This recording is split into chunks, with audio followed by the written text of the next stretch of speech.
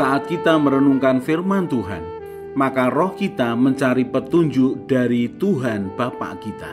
Saat kita merenungkan firman Tuhan, saat itulah frekuensi hati kita terhubung dengan frekuensi hati Tuhan, sumber kehidupan, jalan dan kebenaran yang sejati.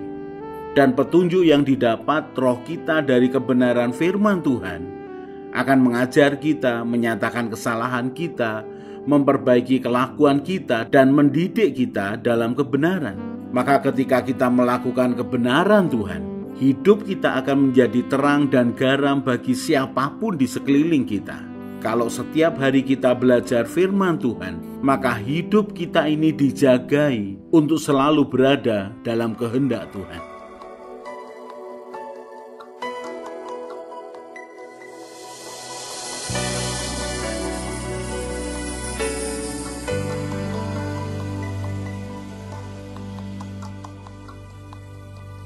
Yesus, Kau kebenaran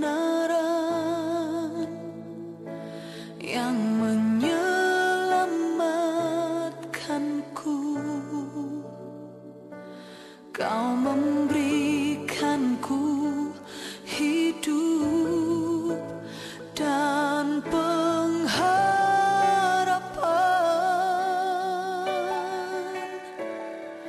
Ku ikut kehendak-Mu, ku perlu anugerah-Mu. Ku nyatakan janji-Ku kepadamu.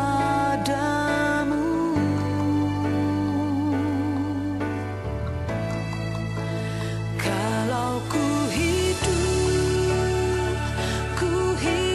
bagimu, hatiku tetap menyembah-Mu. Dunia tak bisa menjauhkanku dari kasih-Mu. Selama ku hidup bagimu, mataku tetap memandang-Mu. Dunia tak bisa menjauhkanku dari kasih-Mu.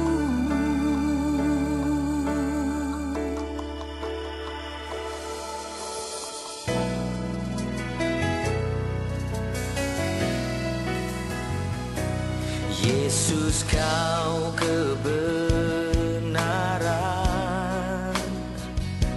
yang menyelamatkanku. Kau memberikanku hidup dan pengharapan.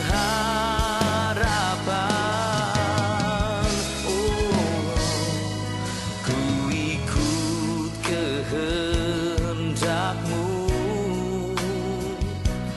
ku perlu anugerah-Mu.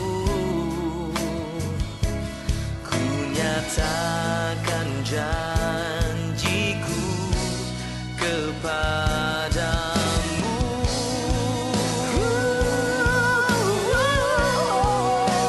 Kalau ku hidup bagimu, hatiku tetap menyembah-Mu. Dunia tak bisa menjauhkanku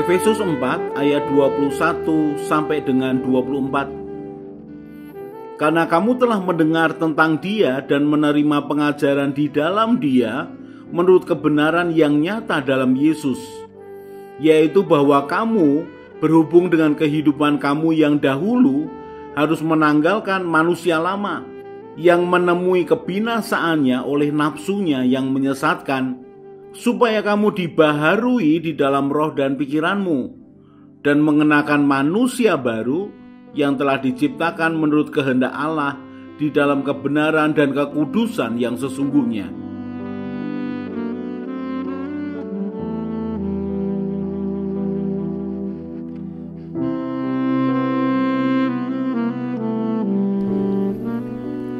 Hari-hari ini kita belajar tentang manusia lama dan manusia baru.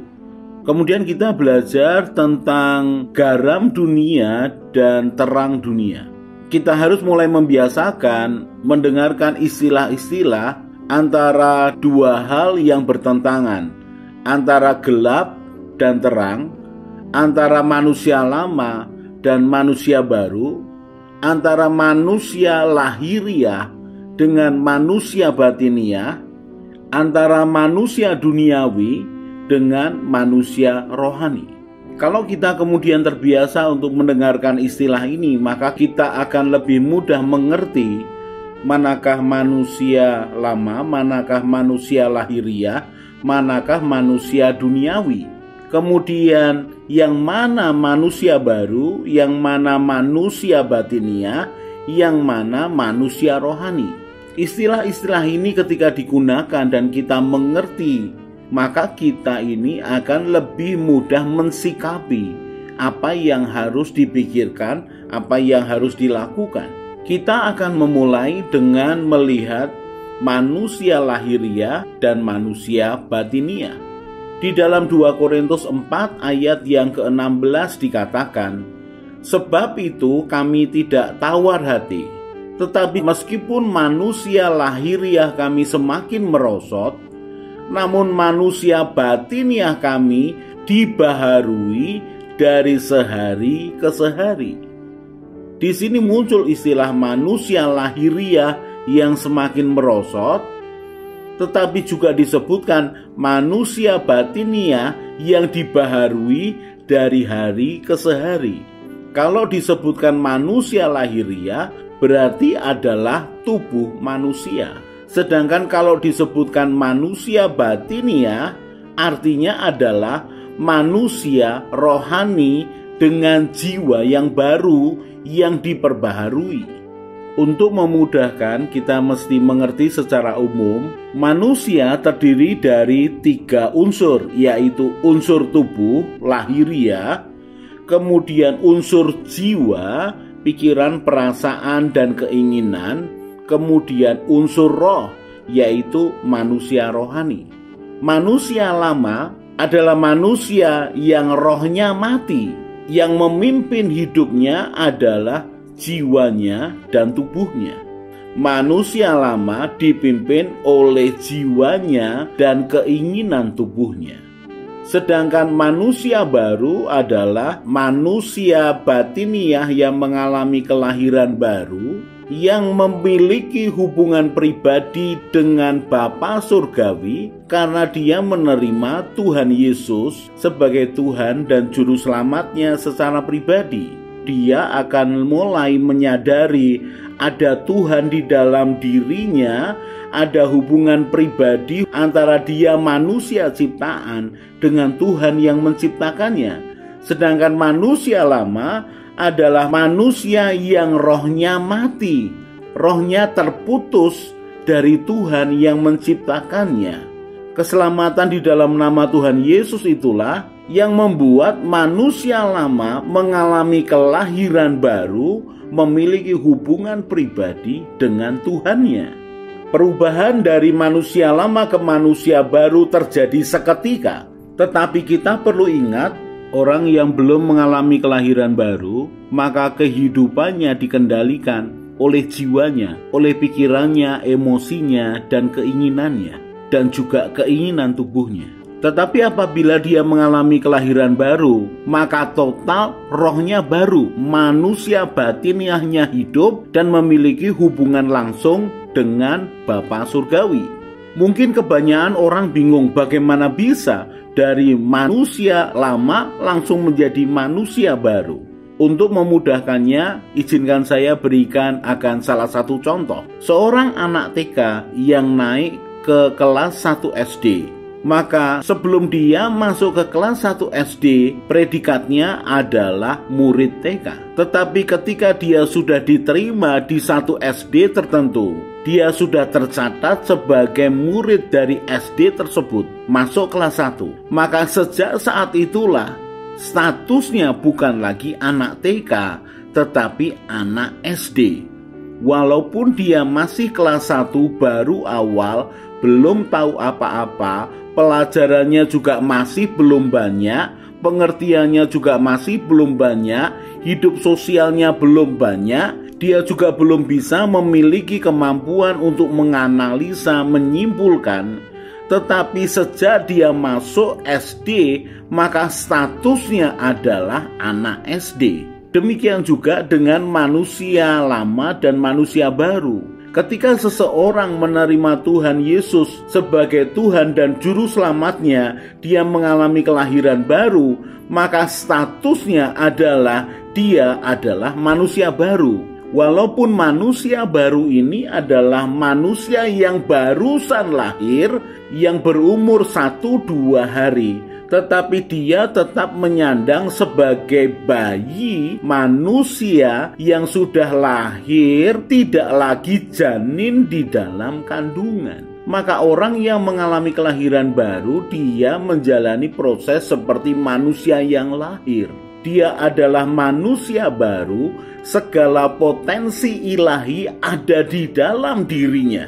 Segala sesuatu yang dibutuhkan untuk mengenal Tuhan penciptanya sudah ada di dalam dirinya. Cuma belum bertumbuh, belum bertambah hikmat, belum bertambah pengalaman, belum memiliki kemampuan untuk menganalisa, mengolah, lalu memutuskan. Tetapi dia adalah tetap bayi yang sudah lahir, bukan lagi janin di dalam kandungan. Kira-kira seperti itulah pengertian manusia baru dengan manusia lama. Sementara orang yang barusan lahir baru, dia sudah memiliki akan roh yang baru, tetapi jiwanya masih jiwa yang lama. Pikirannya, keinginannya, perasaannya adalah jiwa yang lama. Roh yang baru, manusia batiniah yang baru ini di dalam prosesnya menjalin hubungan dengan Tuhan, menerima pertumbuhan ilahinya dari Tuhan Roh Kudus, dia akan mulai mengenal kebenaran, dia akan mulai mengenal Tuhan. Manusia batiniah ini akan mulai bertumbuh besar. Sejalan dengan manusia batiniah yang bertumbuh besar, maka kebenaran, prinsip kehidupan, nilai-nilai ilahi mulai dikenal dan mempengaruhi akan jiwanya yang lama. Jiwa yang lama ini, pikiran, perasaan, dan keinginan yang lama ini harus mengalami pembaharuan. Pembaharuan oleh kebenaran, karena yang bersangkutan sudah memiliki Tuhan yang hidup dan sudah mengalami kehidupan ilahi di dalam dirinya. Semakin manusia rohnya ini sadar akan Tuhannya dan yang bersangkutan memiliki kerelaan dan niat untuk hidup dalam manusia batiniah, maka jiwanya akan dibaharui dari sehari ke sehari. Saya baca lagi 2 Korintus pasal yang keempat ayat yang ke-16. Sebab itu kami tidak tawar hati, tetapi meskipun manusia lahiriah kami semakin merosot, namun manusia batiniah kami dibaharui dari sehari ke sehari. Manusia batiniah yang dimaksudkan adalah roh yang bertumbuh dari hari ke sehari. Dibaharui artinya memiliki akan kebenaran, prinsip hidup, dan pengalaman dengan Tuhan yang semakin banyak setiap hari yang mempengaruhi akan jiwanya. Maka jiwa yang lama ini lambat laun karena manusia rohnya bertumbuh terus-menerus, maka jiwanya, pikiran, perasaan, dan keinginannya mulai bergeser lebih dipengaruhi oleh manusia rohani. Dan ketika itu terjadi terus-menerus, yang bersangkutan merelakan diri untuk diperbaharui dan diubah hidupnya menjadi serupa akan Kristus penebusnya, maka dia akan lebih menyadari kehidupan rohaninya daripada jiwanya yang lama. Ketika itu terjadi berminggu-minggu, berbulan-bulan, proses kebenaran yang dijadikan kehidupan ini membuat rohnya tumbuh dan membaharui akan jiwanya. Jiwanya akan lebih tunduk kepada kebenaran firman daripada pikiran duniawi. Setelah kita belajar tentang manusia lama dan manusia baru, manusia batiniah dan manusia lahiriah, saya berharap kita memiliki cara pandang yang sama, bahwa pilihan yang terbaik adalah menerima Yesus Kristus sebagai Tuhan dan Juru Selamat, mengalami kelahiran baru, kemudian mengalami pembaharuan, roh yang semakin bertumbuh, dan jiwa yang semakin dikuasai oleh kebenaran firman Tuhan. Maka kehidupan kita ini kembali kepada rencana Tuhan yang sempurna.